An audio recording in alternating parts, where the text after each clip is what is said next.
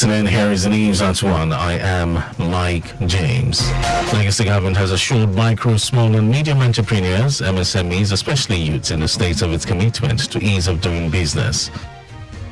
Special advisor to the government tourism, art and culture, Idris Aregbe, who stated this at the opening of the Lagos Tourism Niger branch NBC Trade Fair at Ikeja, also reiterated the Sanwo-Olu administration's resolve to harness the state's tourism and entertainment potential, as well as grow its economy through collaborations with the private sector. Aregbe noted that the state targets 5 billion naira sales at a 3-day fair and described the partnership with other sponsors as a huge success for MSMEs in the state. It's about growing our economy. It's about growing our economy. It's about expanding the scope of the Ministry of Tourism. But not just about dance, music, arts. It's now a serious business. And that's the reason why we have agreed to go on a strategic alliance. It's about taking advantage of our public position. And I'm happy to see that we have young people in Nigeria who are still so passionate about driving the cross and also contributing their own quota and also taking their own share in the economical aspects of Lagos. On her part, the convener of NBC Trade Fair, Nelly Agbogu, who thanked the Lagos State government for supporting MSMEs, expressed excitement that traders at the fair are cashing out in millions despite the economic meltdown. The truth is that we have never had this amount of people begging to have their product and services exhibited, and this is thanks to Lagos State Tourism for every single thing that has happened. This partnership has been one of the best things that has happened to our fair, and you can see how the amount of people coming in. By 9 a.m., people were already here crowded. It was even raining, but nobody cared, and people were here shopping from business owners. I had people who actually have made 8 million. She put it up on social media, so it's not even those who have made 30 million. As in, so they have targets. And also speaking in an interview with Yalaji Udua, Toyin Kolade commended the Lagos State government for creating an enabling environment for businesses to thrive in the state. Kolade, who assured traders that the President Bola Tinubu administration will continue to work in tandem with its renewed hope agenda to address the challenges confronting them, expressed optimism of a better Nigeria after the current reforms by the federal government. Our president is supporting the traders, especially people that are selling food items. Now, if you import any food items, your duty is free. So the government is supporting them and supporting the traders by reducing some of the duties. Customers commended the initiative for subsidized prices on goods and services at the trade fair. Wife of the Lagos State Governor, Ibijoke Sanwo-Olu, has led a team of young boys to the House of Assembly as part of a mentorship program she created for the boy child. Mrs. Sanwo-Olu, who arrived with the wife of the Deputy Governor, Oluremi Hamzat, was received by the Speaker of the House, Mudashiru Obasa, and members at a special plenary session held to encourage the children. While advising the young boys, Obasa advised the children and explained the roles of the legislature in the lives of Lagos State and its president as enshrined in the Constitution of the Federal Republic of Nigeria. He urged the children to ensure that they are able to speak their mother tongue effectively. On a part, wife of the Lagos State Governor, Ibijoke Sanwo-Olu, said the young boys under the ages of the Lagos State Boy Child Initiative were selected from public and private schools, as well as orphanages and correctional facilities.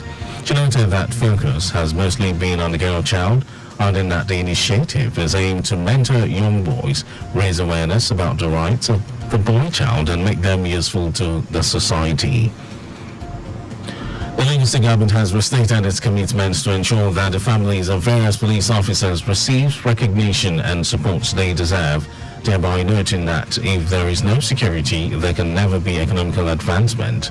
Secretary to the State Government, Bimbola Salunde, who stated this during a courtesy call from the Police Officers' Wives Association, POA, said Governor Babajide Sanwo-Olu is so proud of the emotional succor being given to police officers in guarding the state and country as a whole.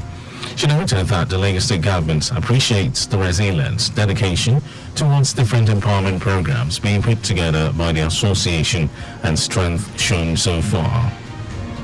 Strength you have always shown at all times. Whatever it is, you've been standing by our policemen.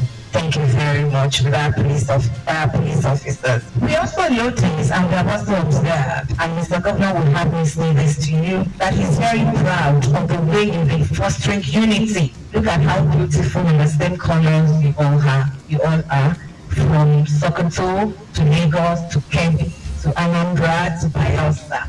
It's a sign of unity. Thank you for keeping Nigeria one. Earlier in her address, President of Police Officers Wives Association POA, Elizabeth Egbetukun, said the purpose of the visitation is to foster collaboration between government and the body in a bid to support the needy, widows, orphans, and other vulnerable members of the society. Mrs. Egbetukun said the association provides social and welfare programs for the police officers, their families, and communities.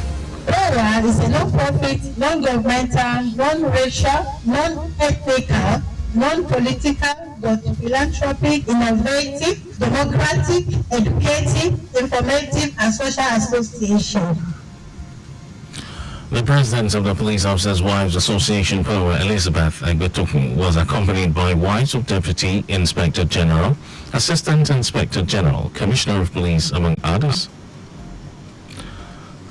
And moving on, the Lagos State Commissioner for Fiscal Planning and Urban Development, Oluyinka Olumide, has engaged engineering students of the University of Lagos, UNILAG, on the imperatives of building right.